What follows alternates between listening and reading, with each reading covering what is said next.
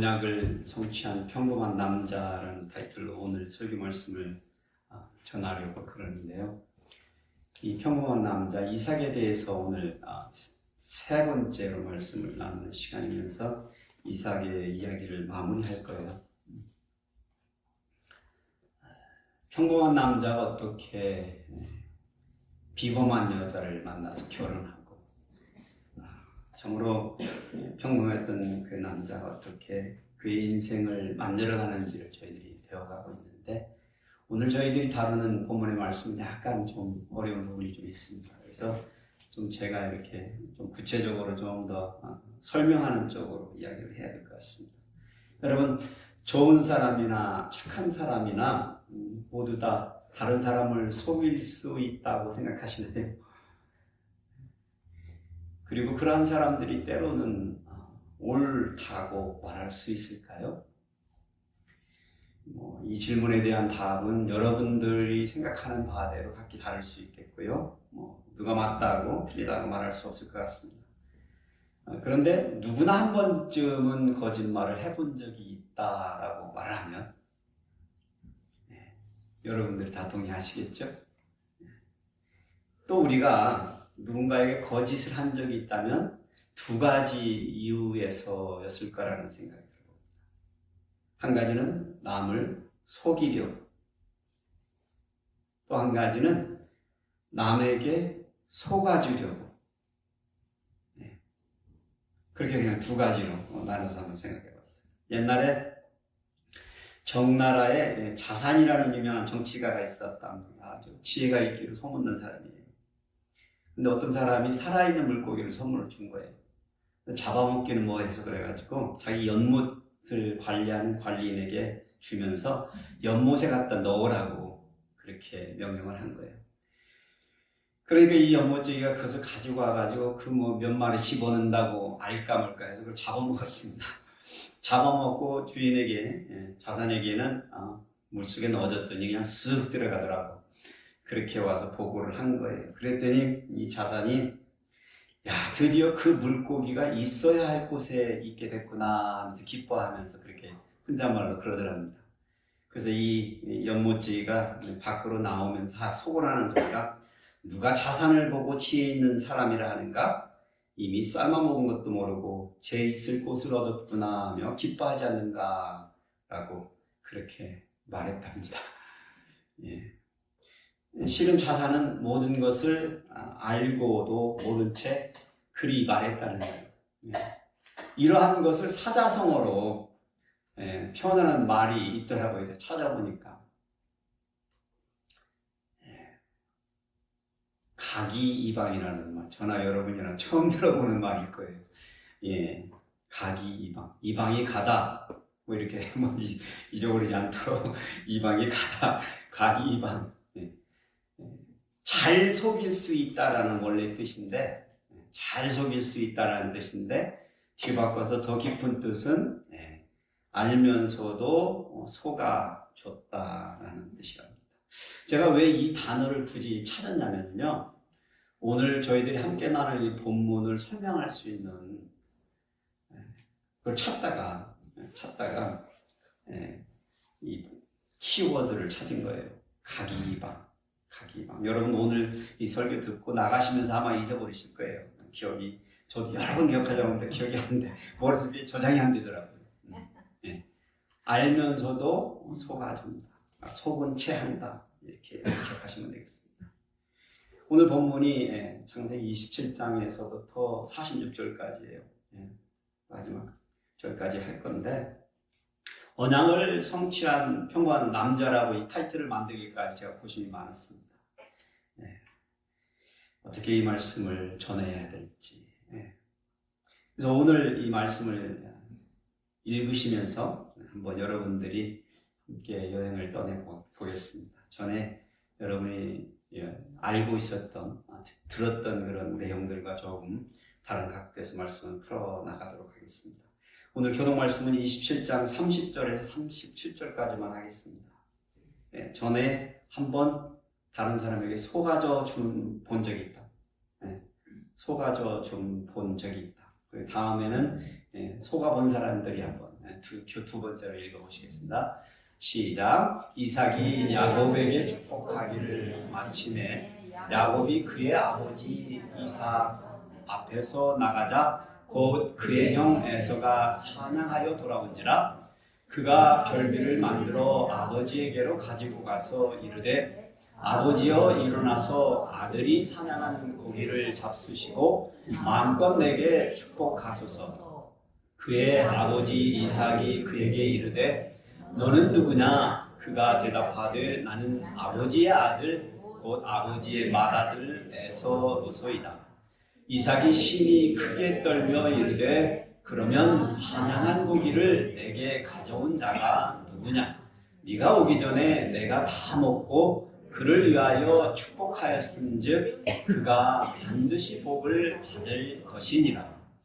에서가 그의 아버지의 말을 듣고 소리질러 슬피 울며 아버지에게 이르되 내 아버지여 내게 축복하소서 내게도 그리하소서.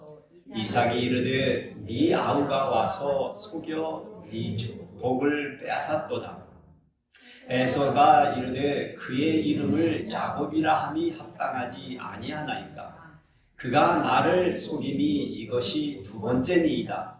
전에는 나의 장자의 명분을 빼앗고 이제는 내 복을 뺏었나이다.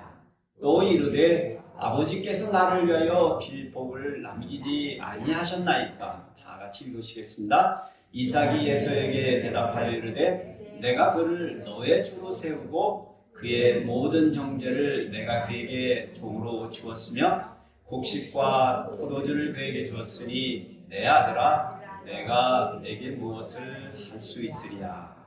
아멘. 우여곡절을 겪고 태어난 이삭과 리브가의 첫 아이들은 쌍둥이 형제였습니다. 그들이 세상에 나오면서부터 서로 다르게 생기고 서로 다른 성격을 가진 이란성 쌍둥이였던 거예요. 완전히 다른 쌍둥이 형제였던 거죠. 에서는 털이 많았고요. 활동적이어서 바깥에서 뛰어놀고 사냥을 좋아하는 아들이었는데 반대로 야곱은 이 성격이 내성적이었던 것 같고 집안에서 시간을 보내는 것을 더 좋아하는 아들이었습니다. 그러니 당연히 아버지 이삭은 아들다운 아들 에서를 더 좋아했고요. 어머니 리브가는 상대적으로 집안일을 잘 도와주는 야곱을 더 귀여워했던 것 같습니다. 오늘 우리가 함께 나눌 본문의 이야기는 아버지 이삭이 에서를 불러서 이야기하는 장면으로 시작이 됩니다. 제가 서론에서 잠깐 말씀을 드렸지만 본문을 제가 공부하면서 꽤 고심을 했는데 이 본문이 꽤 오랫동안 저에게도 풀리지 않았던 그런 본문입니다. 해석에 뭔가가 썩 기분이 좋게 누군가의 설교를 들어도 누군가의 성경 공부를 해도 이게 완벽하게 이해가 되지 않는 그런 답답함이 있었던 본문이었기 때문에 그렇습니다. 그래서 저희들이 배웠던 성경을 해석할 때 상황적으로 해보자. 문맥을 따라서 우리가 성경적으로 성경이 여러 군데에서 서로 같은 말을 하고 있어야 되니까 또 상식적으로 한번 해석을 해보자 하는 생각을 더 제가 마음에 품고 해석하려는 시도를 하면서 깊숙하게 묵상을 해야 했습니다. 그러다가 이 본문을 가지고 씨름을 하다가 제가 느끼고 깨달은 바가 뭐냐면 이 본문에는 독자들이 우리 읽는 사람으로 하여금 이 본문을 오해하게끔 하는 어떤 걸림돌이 장치가 되어 있다는 걸 깨달은 거예요. 무슨 얘기냐면 저자가 일부러 우리 독자들로 하여금 그렇게 생각하게끔 하기 위한 문학적 장치들이 되어 있었다는 걸 깨달은 거예요. 그래서 오늘은 설교를 그 세 가지가 뭔지 우리가 오해하게끔 하는 그 세 가지가 무엇인지를 함께 나누기를 원하는 것입니다. 첫째로 시력을 잃은 이삭이 아버지의 언약을 잊었다라는 착각을 오해를 할 수 있도록 이 저자가 글을 써내려가고 있었습니다. 여러분, 이삭이 40세에 늦게서 하나님께서 맺어준 아내 리브가하고 결혼했습니다. 그녀를 무척이나 사랑을 했지만 무자했죠. 오랫동안 20년이 넘게. 그래서 그가 하나님께 기도해서 얻은 아들들이 쌍둥이 형제였던 것입니다.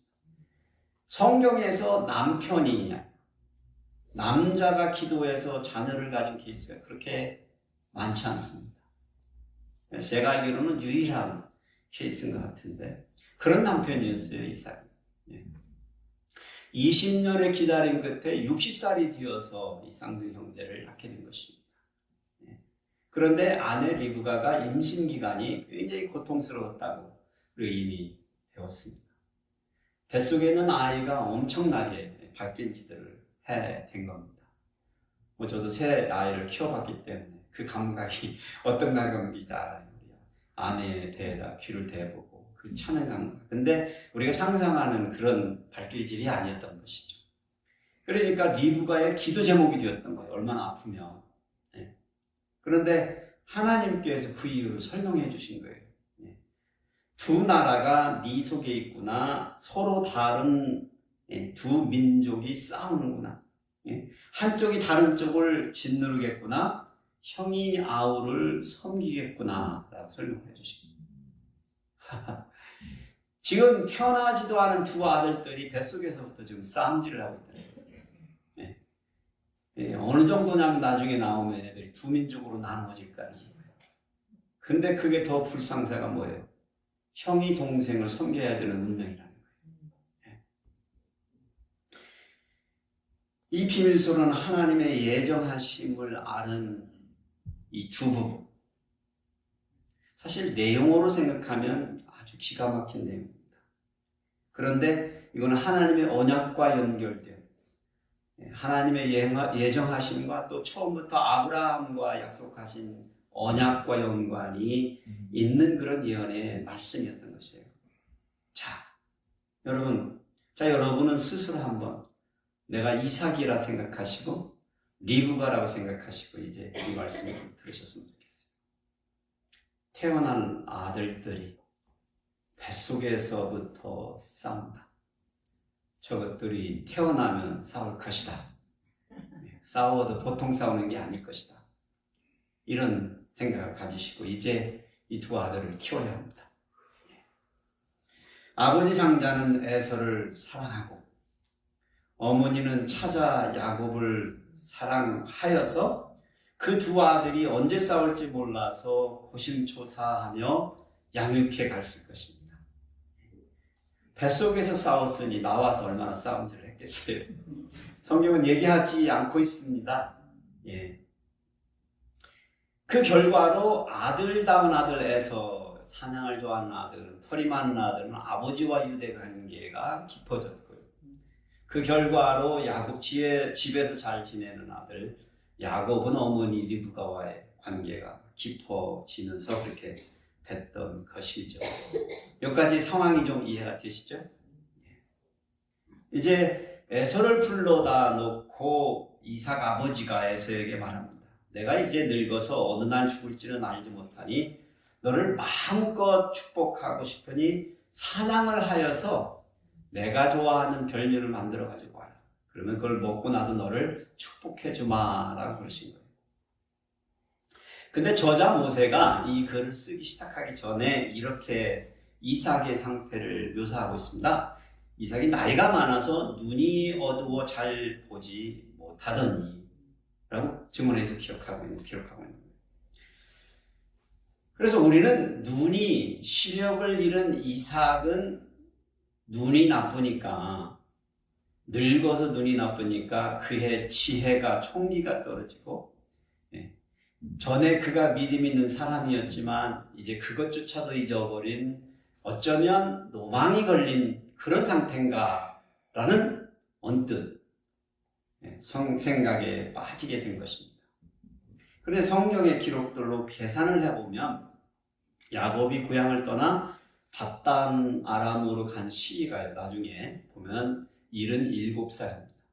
그러니까 제일 나이가 많은 상태로 계산을 해보면 많이 먹은 상태가 77살.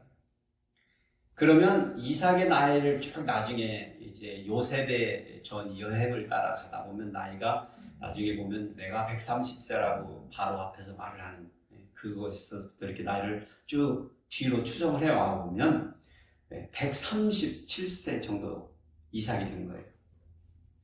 137세 올해 우리의 나이대로라면 엄청난 나이인데 실은 그 시대에는 늙었지만 그렇게 엄청난 나이는 아니었던 거예요. 왜냐하면 사실은 이삭은 180세에 돌아가셨어요. 180세. 그러니까 43년 전 이야기입니다. 아주 나이가 많았다고 생각을 해요. 그러니까 그가 시력을 잃어서 앞을 보지는 못하지만 노후의 조짐을 보이고 있다는 것을 여러분이나 제가 이 본문을 읽어보면서 전혀 느끼지 못하는 이유가 거기에 있습니다. 제가 어르신들과 생활을 좀 꽤 많이 해봤는데 노후의 징조는 듣고 거짓말을 당하거나 속임수를 당하는 데 문제가 있는 게 아닙니다. 노후의 징조는 기억력을 뭉치뭉치를 잃어버리는 거예요. 그래서 말의 대화의 전개가 안 됩니다. 무슨 소리냐면 듣고 딴 소리를 한다는 얘기죠. 그리고 자기가 하고 싶은 말만 하게 되죠. 대화가 통하지 않는 겁니다. 근데 여러분들이 이 본문을 쭉 읽어보시면 이삭은 아주 고난도의 대화를 하고 있다는 걸 알고 계실 거예요. 막힘이 없습니다. 딱 한 가지 이유. 이삭이 눈이 멀어서 알아보지 못하고 있다는 사실이에요. 시력이 잃어버려서 앞을 보지 못하는 것을 우리는 어쩌면 우둔하고 노년의 총기와 믿음을 잃어버린 상태라고 우리가 오해하고 있습니다. 그러니까 사실 우리가 본문을 읽으면서 야곱을 에서로 생각하고 축복하였다라는 어떤 그 결론적인 이야기만 빼고는 이삭은 굉장히 정상적인 노년의 어른이었습니다. 이게 첫 번째로 저희들이 보는 오해라는 생각이 있습니다. 두 번째는요, 총기를 잃은 이삭이 야곱에게 속임을 당했죠. 그런데 이게 왜가 아닐까 이런 생각을 해본 겁니다. 제가 한번 설명을 해드리겠습니다. 이삭이 에서에게 말을 하는 장면이 나옵니다. 거기에 어머니 리브가가 있었습니다. 그래서 에서가 아버지의 말을 듣고 곧바로 들로 나가서 사냥을 하러 갔습니다. 그런데 어머니 리브가 갑자기 이상한 짓을 해요.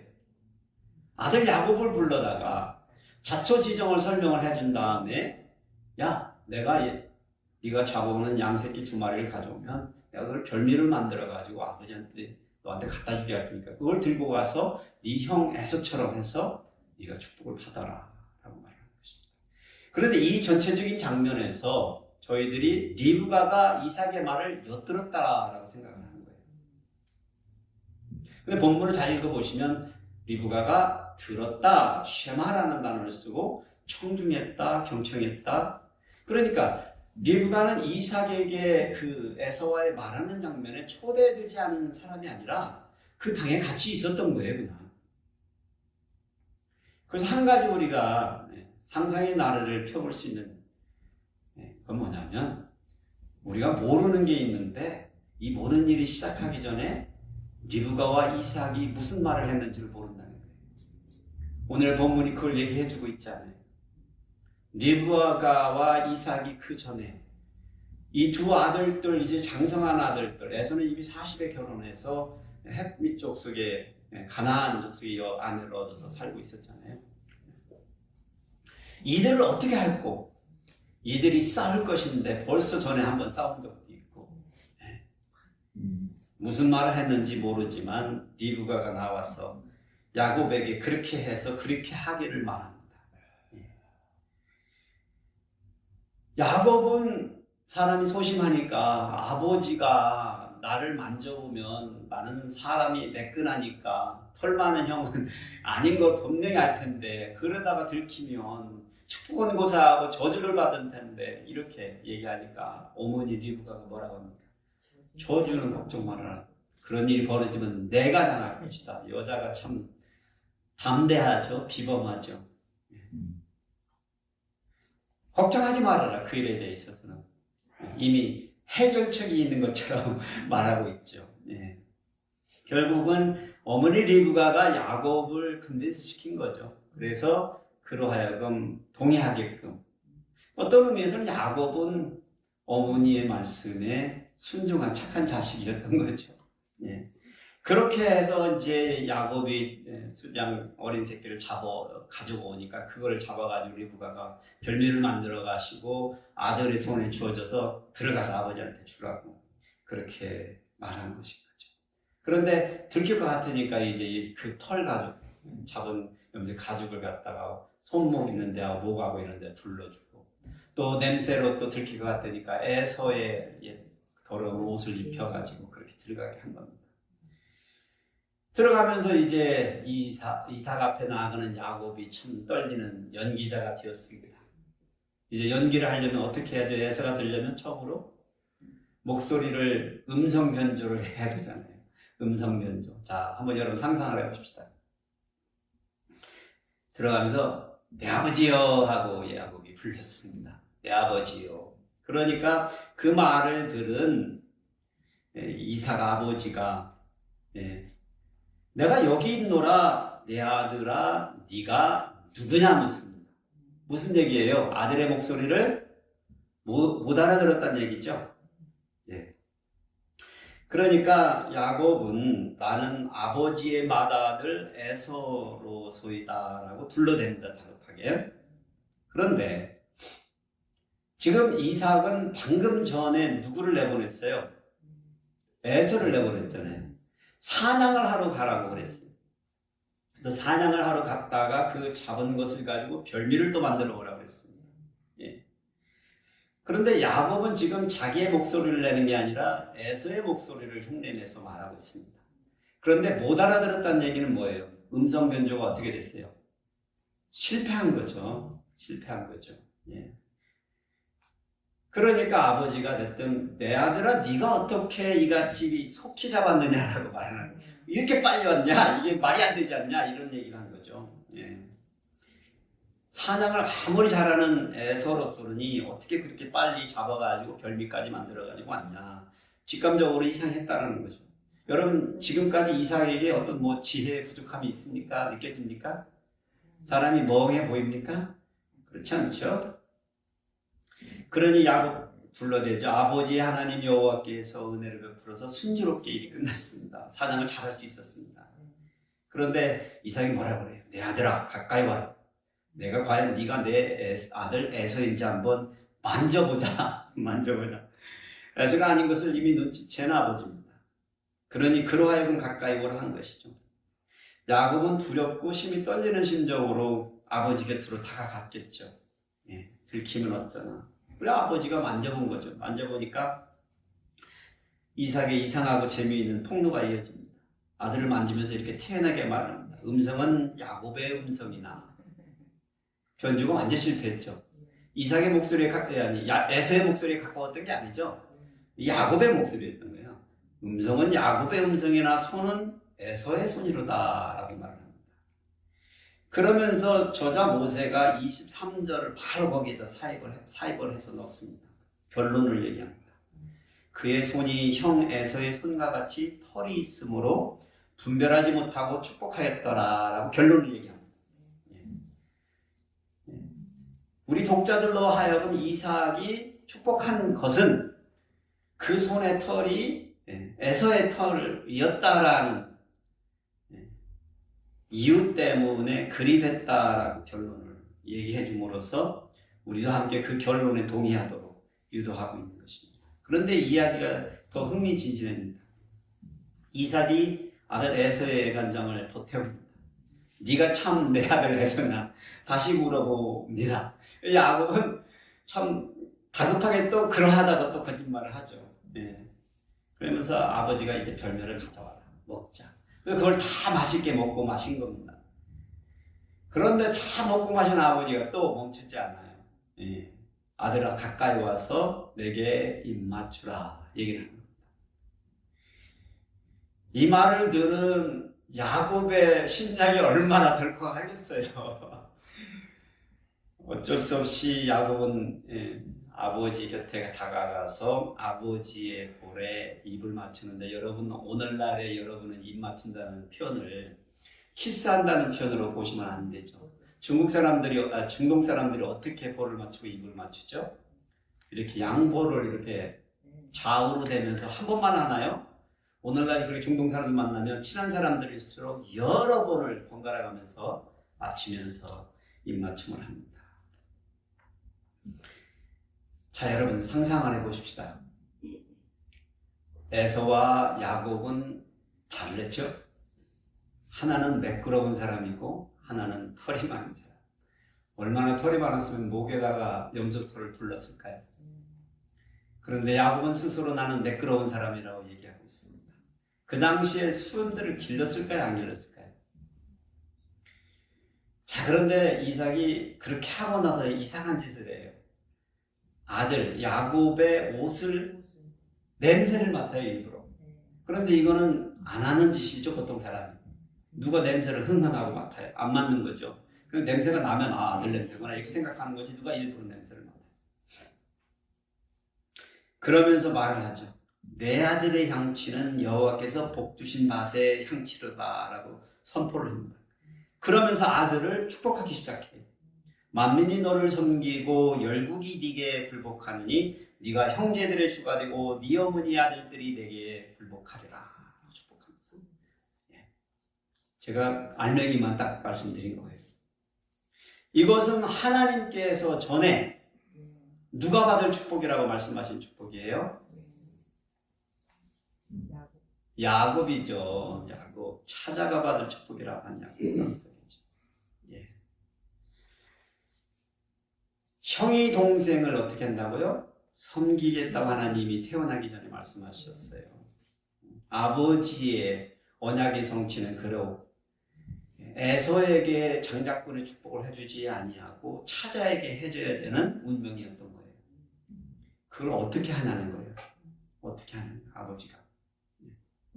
그럼 여기에서 아버지는 지금 에서에게 축복을 해주리라 시작했는데 결국은 누구의 복을 누구에게 준 거예요?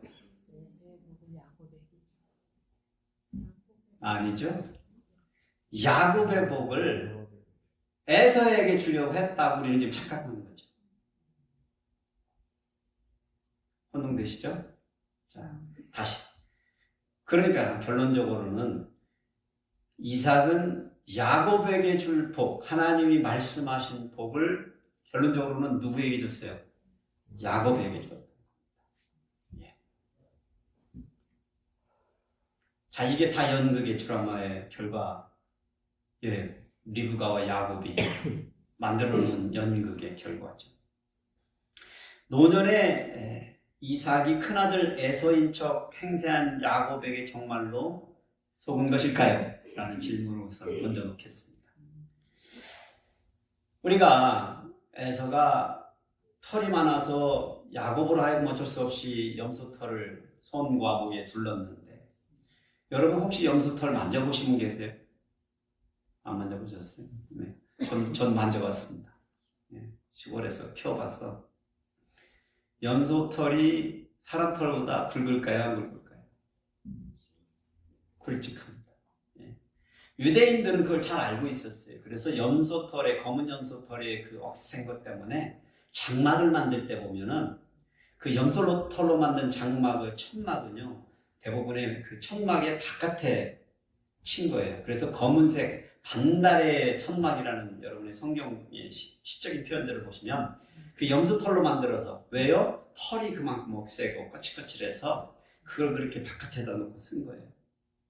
그런데 이삭이 평생 뭘 했어요? 목동이었잖아요. 목축업을 한 사람입니다. 그가 사람 털하고 염소 털을 구별 못한다고요? 어떻게 생각하세요? 네. 그리고 그는 지금 시력이 멀었습니다. 사람이 시력을 잃으면 감각이, 어떤 감각이 살아납니까? 촉각과 후각이 살아납니다. 청각도 살아납니다. 그러니까 시력은 떨어지지만 반대로 시력을 잃었기 때문에 그 사람은 다른 센스들이 살아납니다. 뭐 한 가지 우리가 여기에서 추론한다면 정말로 그가 뇌 문제가 생겨서 기억력을 잃어버리기 시작한 그런 증세를 보였다라면 우리가 전에 내려왔던 결론도 합당하다고 저는 생각합니다. 그래서 저는 여러분도 그래서 마찬가지시겠지만 이 본문을 쭉 읽으면서 이삭이 절대로 대화의 끈을 놓치지 않습니다. 대화함에 있어서 아무런 문제가 없고 사실은 이 기도하는 축복하는 장면을 봐도 보편적인 아버지보다도 더 청명합니다. 기도문의 내용을 여러분 기도 써보신 분 아실 거 아니에요. 그놈의 기도를 그렇게 많이 해보고 들어봐도 내가 기도하려고 쓰면 잘 되던가요? 이렇게 멋있게 써내실 수 있으세요? 그렇지 못하죠. 근데 이삭은 술술술술 아들을 축복합니다. 막힘이 없습니다. 그래서 그런 질문을 하는 거예요. 과연 이삭은 그렇게 총기가 떨어져서 속은 것일까요? 네. 염소털과 사람털을 구별 못할 정도였을까요? 에서의 얼굴과 야곱의 얼굴의 그 느낌조차도 구별 못했을까요? 사실은 볼을 맞댈 때 입이 바로 옆에 있죠. 이 옷에서 나는 냄새보다 사실은 사람 입김에서 나는 냄새가 더 진하게 다가왔을 것입니다. 우리들은 어쩌면 아버지 이삭은 아내 리브가가 쓴 각본대로 야곱의 연기대로 속임을 당한 것이 아니라 어쩌면 속임을 당한 것처럼 움직여주고 있었다는 생각을 지워버릴 수가 없습니다. 그래서 하여튼간 그런 이유 때문에 우리가 다음 세 번째를 봐야 합니다. 우리는 믿음을 잃은 이삭이 그래서 하나님의 언약의 그 축복을 실수로 야곱에게 주었다라고 오해를 했다는 것입니다. 그런데 이제 그렇게 하고 야곱은 축복을 받고 방을 나갔습니다. 야곱의 이 연기는 끝난 거예요. 그런데 아버지 이삭의 연기가 아직 안 끝났습니다. 드디어 에서가 등장합니다. 그가 들에서 사냥을 마치고 돌아와서 별미를 만들어 가지고 와가지고 들어오면서 아버지가 일어나서 아들이 사냥한 고기를 잡수시고 마음껏 내게 축복하소서 그런 거예요. 그냥 아버지가 이상하게 반응해요. 너는 누구냐? 너는 누구냐가 말이 안 되죠. 지금 이 말은 에서의 목소리로 음성변조를 안 하고 지금 말하고 있는 거잖아요. 그러니까 나는 아버지의 아들 곧 아버지의 맏아들 에서로이다. 그러니까 이삭이 심히 크게 떨며라고 33절이 전해주고 있습니다. 우리는 이삭이 야고보에게 당한 것이 분해서 심히 떨고 이렇게 했다고 바로 생각을 했습니다. 근데 여기서 심하게 떨었다라는 표현이요, 이런 표현입니다. 심하게 떨고 떨었다, 반복적으로 떨었다라는 표현인데 이게 과장된 표현입니다. 떠는 것이 과장된 거예요. 반복적으로 떨었다. 심하게. 그런데 저의 눈길을 사로잡은 것은 떨은 거는 뭐 그래 이렇게 속은 것처럼 속았으니까 분하니까 떨었어요. 그런데 그 입에서 나오는 그 다음 말이 저는 그 모든 모습의 진전성을 의논하게 됐어요. 네가 오기 전에 내가 다 먹고 그를 위하여 축복하였은즉 그가 반드시 복을 받을 것이니라 라는 말입니다. 저 같으면 심히 떨고 떨어가지고 이 죽일 놈 야곱이 또 거짓말을 해가지고 네의 축복을 앗아갔구나. 그놈의 축복을 내가 어떻게 하리라? 다시 취소하리라. 자, 여러분 묻겠습니다. 아들이 나를 속여서 그에게 주어진 축복을 아버지가 취소할 수 있나요, 없나요? 법적 근거로. 어떻게 생각하세요? 있죠. 그건 유다의 법에도 가능하고 오늘날의 법에도 가능하고 어느 나라의 법에도 가능한 거죠. 내가 축복권이 있는데 그가 나를 속여서 내가 그로 알고 다른 사람을 알고 축복했다면 얼마든지 취소할 수 있습니다. 그리고 해야 되겠죠. 그런데 왜 이 말이 기가 막히냐면 뭐라고 그래요, 아버지가 지금. 그렇게 막 떨고 그러는데 말은 내가 그에게 준 축복은 절대로 취소하지 못하겠노라라는 선언입니다. 그가 반드시 복을 받을 것이니라라는 선언입니다. 아버지의 말이 이상하잖아요. 몸은 분명하게 심하게 떨고 있는데 목소리는 어때요? 결연에 차죠. 그 아들이 복을 받으리라 라고 선포하고 있는 것입니다. 그가 분명히 아버지를 속여서 축복을 가로챈 것이 사실임에도 이 무엇을 근거로 해서 이걸 취소할 수 없다는 거예요. 처음부터 그 축복을 받아야 될 사람에게 주어지지 않았다는 이유, 그 사실 밖에는 없습니다. 그런데 여러분, 여기에 오늘의 본문을 주의 깊게 읽어보신 분이시라면 이삭이 본문의 처음부터 끝까지 한 번도 아들들을 이름을 지칭 해서 말하고 있지 않다는 거예요. 두 아들을 똑같이 뭐라고 부르죠? 여러분 지금 본문을 한번 상상 기억을 해보세요. 뭐라고 부르죠? 내 아들아 부르고 있습니다. 구별하지 않고 있어요. 에서와 야곱을 구별하지 않고 있어요. 자기들은 내가 에서라고 그러고 내가 야곱이 막 얘기를 하는데 정작 그 축복을 줘야 되는 아버지의 입술에서는 다 같이 언제나 늘 아들아. 여기 굉장한 비밀이 있다고 생각합니다. 아버지는 처음부터 끝까지 이 축복을 받아야 될 아들이 받도록 한 겁니다. 아들아 너에게 축복한다.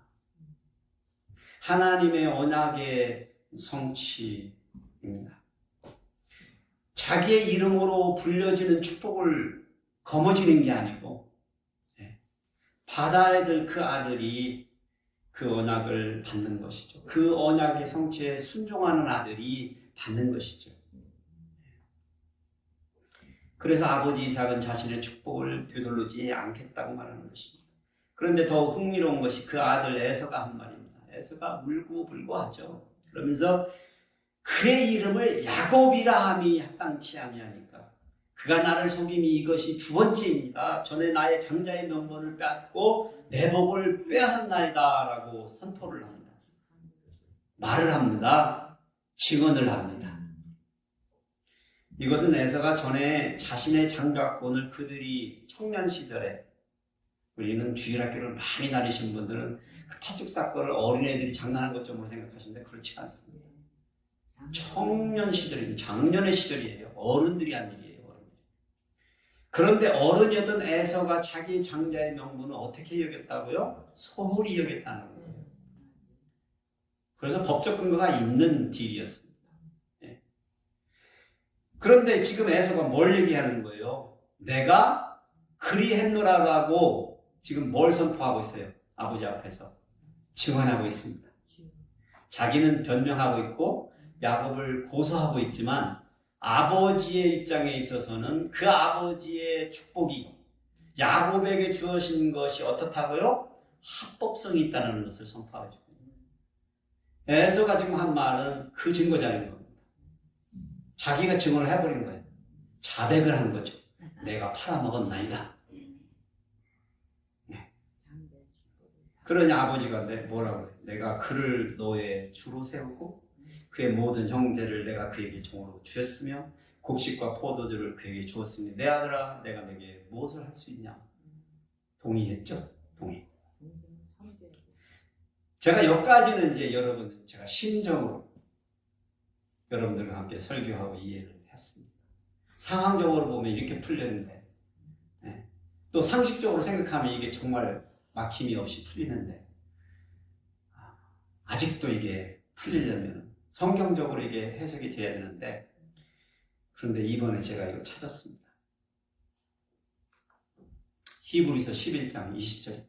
이 본문이 이해가 되지도 않는 오랫동안의 본문입니다. 히브리서 11장 20절에 보니까 이렇게 쓰여 있습니다. 믿음으로 이삭은 장차 있을 일에 대하여 야곱과 에서에게 축복하였으며 아주 간단한 말입니다. 그리고 이삭에 대해서 딱 이 한 구절이 나와 있습니다.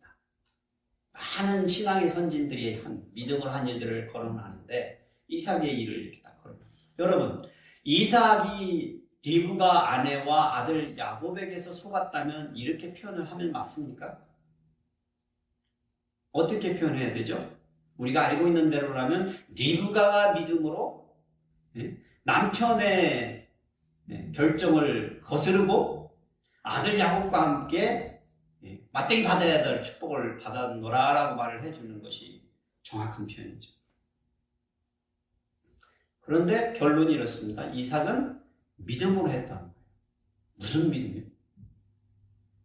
속았을 따르는데.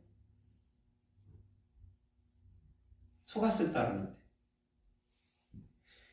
그래서 저는 구약에서의 흐름의 이야기는, 창세기는 이야기입니다. 이야기. 그러니까 역사적인 어떤 기록이 굉장히 초점이 맞춰져 있지만 사실은 이야기예요. 이야기를 통해서 하나님의 메시지를 전해주는 장르입니다.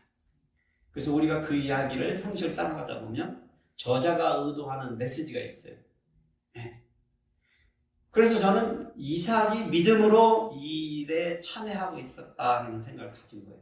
그러려면 리브가와 이 야곱이 꾸민 그 모든 일을 알면서도 속아졌겠구나 하는 생각을까지 한 겁니다.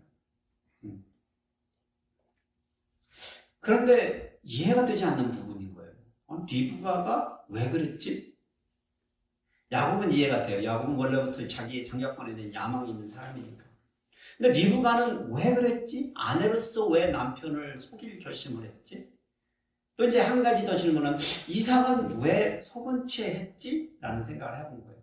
그럼 저는 서로는 이렇게 여러분에게 질문했잖아요. 여러분이 그러면 아버지 이삭이 되시고 리브가가 되어서 이 두 놈 싸우는 이 두 형제를 어떻게 죽을 때까지 죽은 후에도 어떻게 얘들이 살아갈 건가인지를 한번 고심을 해보시고 어떻게 했으면 좋겠어요. 그런데 축복은 해야 돼. 차자에게 장자권의 축복을 줘야 되고 장자에게는 차자를 섬기는 축복을 해줘야 되는데 어떻게 하시겠어요? 두 사람 다 불러다 놓고 야 하나님이 말씀하사 이렇게 말씀하셨다. 그래 그러니까 어쩔 수 없다. 장자야 네가 좀 참아라. 그리고 차자에게 복을 줍니까? 그나저나도 태 속에서부터 싸우던 애들인데 무슨 난리가 날까요? 무슨 난리가 날까요? 저는 이걸 고심하다가 이 모든 일이 벌어진 데에는 엄청난 비밀이 있는 거예요. 이 모든 일이 왜 꾸며졌냐면 에서를 위해서 꾸며진 거예요. 정말 에서가 어머니 아버지가 이 일을 행하지 않았더라면 이 세상에서 가장 비참하고 불행한 사람이었을 것이고 가장 비참하고 불행한 사람. 하나님의 축복을 못 받았어요. 아버지의 축복, 어머니의 축복을 못 받았어요. 동생이 대들어요. 갈 곳이 없어요. 이 일을 그냥 벌어진 대로 내버려뒀으면 에서는 몇 가지의 관계를 잃어버렸을까요? 형제 간의 관계는 이미 그냥 예정됐던 거고요. 어머니 아버지를 아무리 하나님의 뜻이라도 이해했을까요? 에서가? 여러분의 자식들을 붙들고 그렇게 축복해보세요. 어떤 놈이 아버지 잘하셨어요? 그런 놈인지. 그럴 놈 없습니다. 그러니까 아버지 어머니의 관계를 생각하셔야 돼요. 근데 하나님이 주권자시니까 하나님이 너는 어쩔 수 없다. 차자에게 줄하셨다. 그러면 하나님은 믿고 따르나요? 그나저나도 어차피 에서는 활동량이 넓으셔가지고 그냥 이방 여자들 데려놓고 벌써 둘러 얻어서 살고 있는데 누구를 위해서 했다고요? 에서입니다. 에서. 야곱이 어쩔 수 없이 형과의 갈등은 해결할 수가 없는 거지. 그런데 야곱이 나중에 떠나죠. 도망가죠.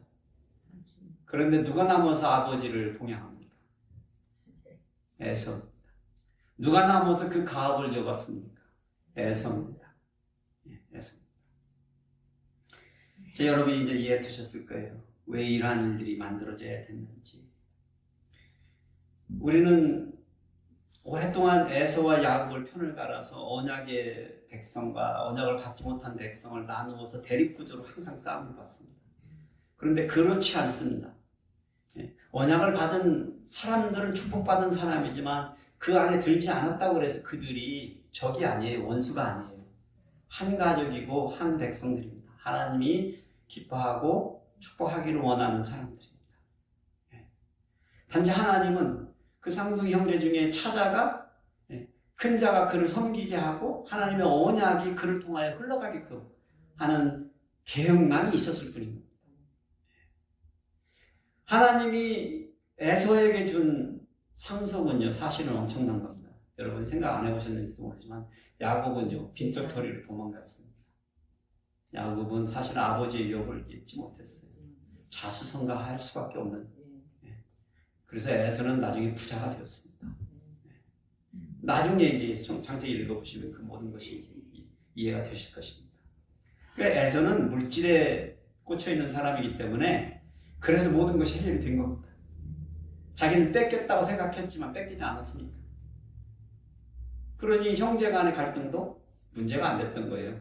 야곱만 끙끙 평생을 고심을 한 거예요. 예. 이 모든 얘기를 통해서 이제 우리 이 이삭이라는 사람을 통해서 기억해야 될 원리가 있다면 평범한 사람이죠. 예. 하나님의 은혜의 백성이 되는 길은요, 예. 하나님의 언약에 순종하는 삶을 살았다는 거예요. 예. 제 생각에는 이삭은 리브가와 함께 굉장히 지혜롭게 자식들의 문제를 해결했다고 생각합니다. 그리고 우리 독자들로 하여금 이 모든 일이 이렇게 풀린 것으로 하여금 우리들도 그렇게 생각하게끔 됐던 거는 누구를 위해서 그렇게 했다고요? 에서를 위해서 그렇게 했다는 거예요. 그 자식을 보호하기 위해서. 네. 이삭은 자기의 감정이나 기분에 좌지우지되는 삶을 살지 않았던 것 같습니다. 들쑥날쑥한 어떤 그런 한결같이 한 믿음을 가지고 산 거예요. 우리들은 들쑥날쑥하잖아요. 우리 신앙이, 기복이. 근데 이삭을 보면 평범하지만 고든 면이 있어요. 사실 이 한 가지 사건을 우리가 이해하지 못해서 그를 매도할 수도 있었지만, 저는 이 평범한 사람 이삭이 산 이 인생은 비범하다는 거예요. 그래서 비범. 아브라함에게 주어졌던 이 언약의 첫 열매의 사람이 이삭이잖아요. 그는 이스라엘의 제2대 족장으로 부끄럼 없는 족장으로서의 레거시를 그래서 누릴 수 있었고, 훗날에 우리는 아브라함의 하나님, 또 누구의 하나님이라고? 이삭의 하나님이라고 불림을 받아도 부끄럽지 않은 인생을 살았다는 것입니다. 저는 만일에 이 장면이 이삭이 아들을 못 알아봐서 그래서 그냥 축복이 없는 대로 흘러갔다면 잘못된 케이스라면 사실은 이삭의 하나님이라고 불림받을 만한 어떤 그러한 합당성을 잃어버렸다고 생각합니다. 그래서 저는 저와 여러분이 우리의 평범한 일상 속에서 하나님을 바라보는 신앙, 하나님이 우리에게 주는 자그마한 언약의 말씀들, 여러분이 읽고 깨닫고 묵상하며 주어지는 그 말씀들을 소중하게 여기는, 물론 우리가 세상에서 살아야 될 많은 일들이 있습니다. 해야 할 큰 일도 있고 어려운 일도 있습니다. 그런 늘상 속에서, 매일 속에서 우리가 늘 기억해야 될 것은 역시 하나님께서 믿는 자들을 통하여서 이루기를 원하시는 그런 것들이 있다. 그게 크고 작은 것이거든요.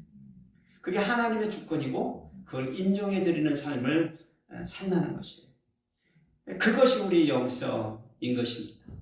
우리의 영성은 내가 원하는 거, 필요한 거를 막 달라고 그래가지고 달라고 해가지고 얻어가지고 누려가지고 나만 잘 사는 거라면 그건 영성이 아니라는 것입니다. 그건 도리어 에서의 인생입니다. 그런 인생을 살지 말라고 오늘 야곱의 인생을 이렇게 우리에게 말씀해 주고 있는 거예요. 우여곡절을 거쳐서 이렇게 이루어지는 그 인생이지만 아무것도 갖지 않고 집을 뛰쳐나가 들을 헤매다가 자기 인생을 쌓아야 되는 인생이지만 그렇잖아요. 그런 자식이 얼마나 원망스럽겠어요. 이게 하나님의 축복인가라고 생각할 거 아니에요. 그렇지만 그게 하나님이 그에게 주었던 길이었잖아요. 우리 누구나도 우리 하나님께서 우리에게 각자해 준 어떤 사명과 소명이 있고 삶이 있습니다. 뭐 에서의 길일 수도 있고 야곱의 길일 수도 있겠죠. 그러나 분명한 것은 그 말씀 따라서 살기를 우리는 거부할 수 없다는 거예요. 그러한 삶 속에서 여전히 하나님의 주권을 인정할 수 있냐 없냐, 이것이 관건이에요. 뭐 왜 나만, 왜 우리에게만 이런 말을 할 수 있겠지만 그리함에도 불구하고 우리가 그 하나님의 주권을 인정해드리고 순종하는 삶, 그게 비범한 삶이에요. 그래서 그럴 수 있는, 뭐 사람들에게 인정받는 어떤 그런 삶보다도 궁극적으로는 하나님께 인정받는 그런 삶을 사는 것이 그게 우리 신앙인으로서의 갈 길이라는 것입니다. 그럴 수 있는 저와 여러분이 되시기를 축복해요.